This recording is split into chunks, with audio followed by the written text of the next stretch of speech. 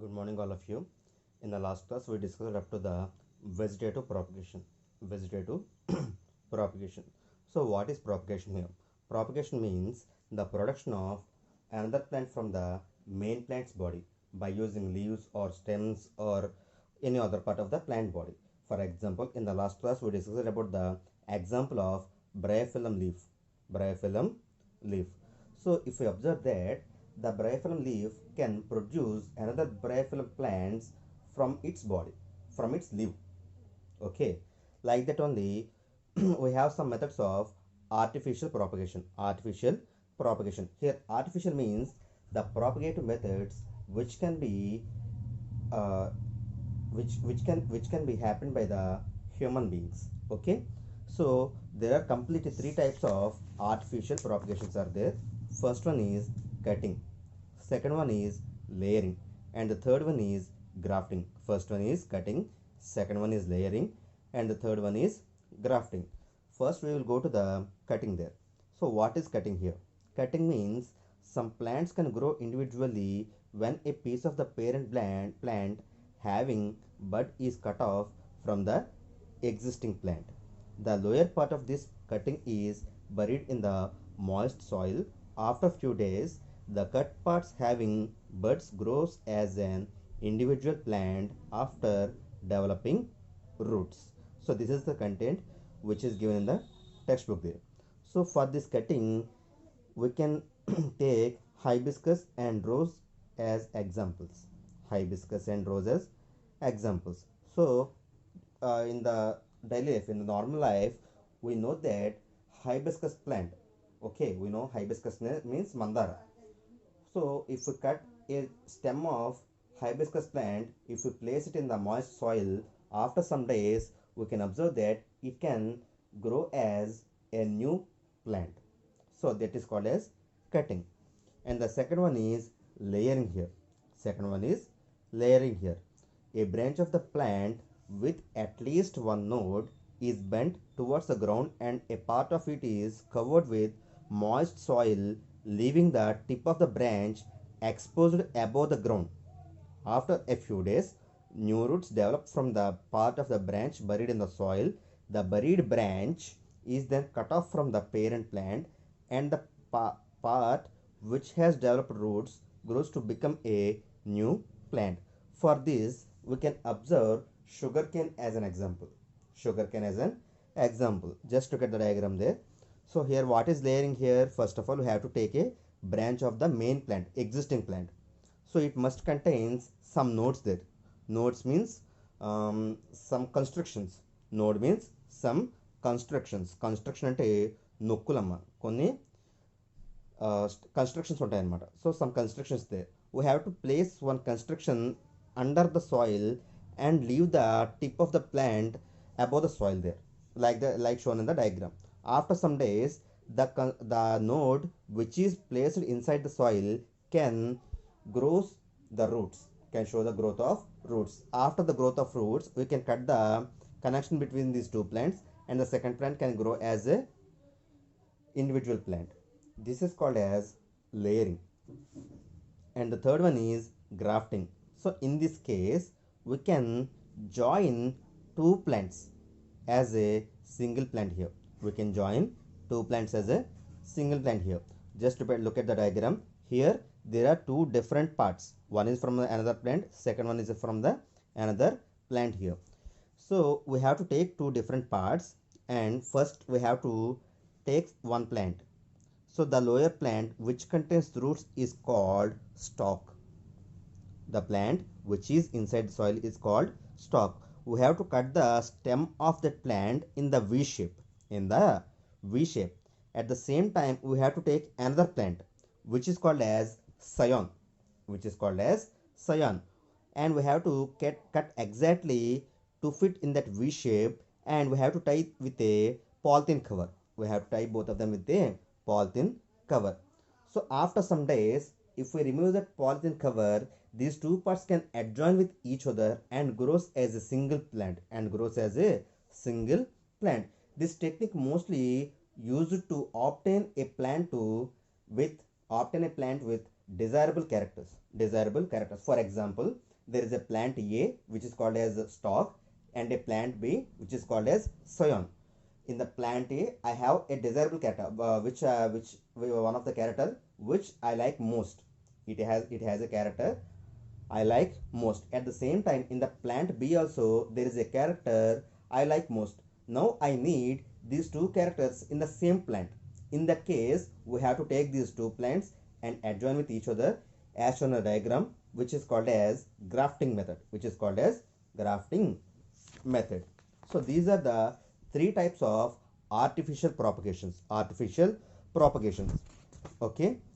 So these are the three types of artificial propagations. As like that only, there is also one other method which is mostly advanced in the science, which is called as tissue culture. Which is called as tissue culture. So some plants like banana, pineapple, orange, grape, rose. So these are mostly commercial plants. So for these commercial purposes, to produce number of plants in less time, we have to use a method called tissue culture there. In the tissue culture, we have to collect some plant cells from the main plant and grow them in the lab to produce the complete plant body. Okay, we have to take some tissue or cells from the existing plant and we have to grow them in the some scientific methods inside the laboratory to produce the complete plant body, which is called as the tissue culture there. So after that, we will go to discuss about the spore formation.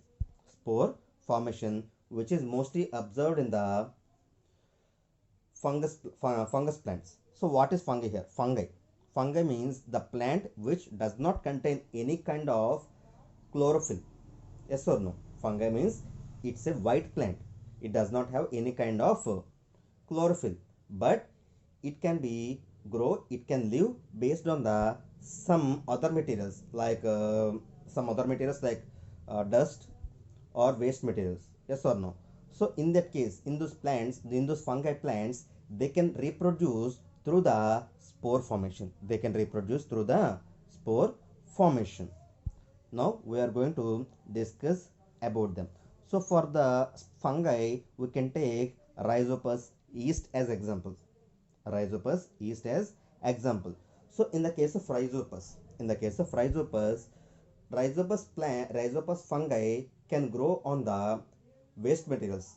Waste materials like food waste or animal waste, they can grow on there. So in the case of Rhizopus, there is a structure called sporangium. Which contains a tiny seed-like structure called spores inside it. Okay, after the attaining of maturity of the sporangium, it bursts and releases those spores into the air. When the spores reach another place or another atmosphere, immediately they can grow into another rhizopus. So this is about the spore formation. We can discuss this one deeply with the help of a lab activity. So the lab activity is that one. Just look at the screen. That is the lab activity.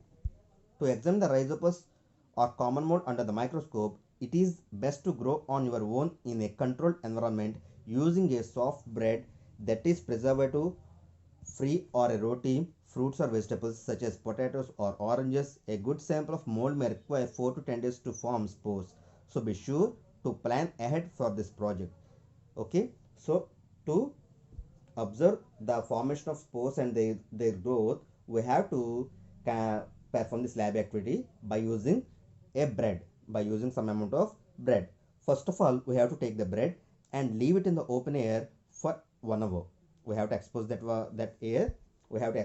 bread for 1 hour.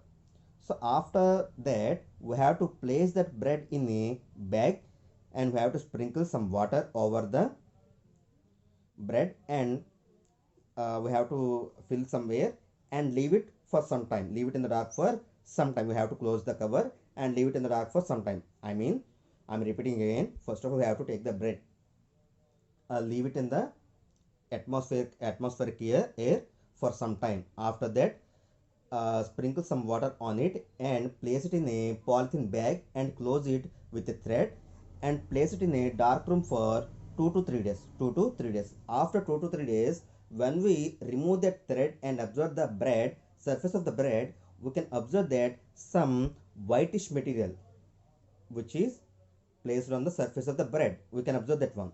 Okay, we can observe that one, which means that in the first case, when we take in the bread and expose it to the air, there is no whitish material are there. But after 2 to 3 days, we have observed that there are some whitish content placed on the surface of the bread, which is called common mold, which is called common mold or rhizopus, which is called as common mold or rhizopus. After that, we have to take the that whitish material and place it on a slide. And when we observe that under a microscope, we can observe that there are some dark structures, dark spotted structures, which are called sporangium. Okay, which are called sporangium. So this is the procedure here. So we will discuss the lab activity again. Why? Because it is the most important one. So what are the materials required here? First of all, mold sample, plain glass, cover slip, water, disposable gloves. And procedure: place a drop of water in the center of the slide. Using a toothpick, scrape very little amount of the mold and place it on the drop of water. So what are the materials required here? Mold sample, which is from the bread, plain glass slide, cover slip, water, disposable gloves. So procedure: first of all, we have to take some amount of water and place it on the slide by using a toothpick. We have to scrape a very little amount of mold from the bread surface and place it in the water, which is placed on the slide. And in the next step, we have to take the cover slip and set it at an angle on the slide so that one edge of the touches the water drop. Then carefully lower it over the drop so that the cover slip covers the specimen without trapping air bubbles underneath. Simply we have to place a cover slip on the mold sample without damaging it. So to remove the excess amount of water, we have to use a blotting paper or tissue paper to remove the excess amount of water on the cover slip. When we observe that slide under the compound microscope, we can observe that some dark knob-like structures are placed in that. Okay, those dark knob-like structures are called sporangium. Okay, sporangium means it's a case, it's a box which is containing number of spores. Spores means some tiny seed-like structures which are helpful in the reproduction of or production of rhizopus or common mold, etc. fungi plants, which are used to reproduce the other fungi plants. So this is about the lab activity. In the next class, we will discuss about the sexual reproduction. So this is for now. Thank you one and all.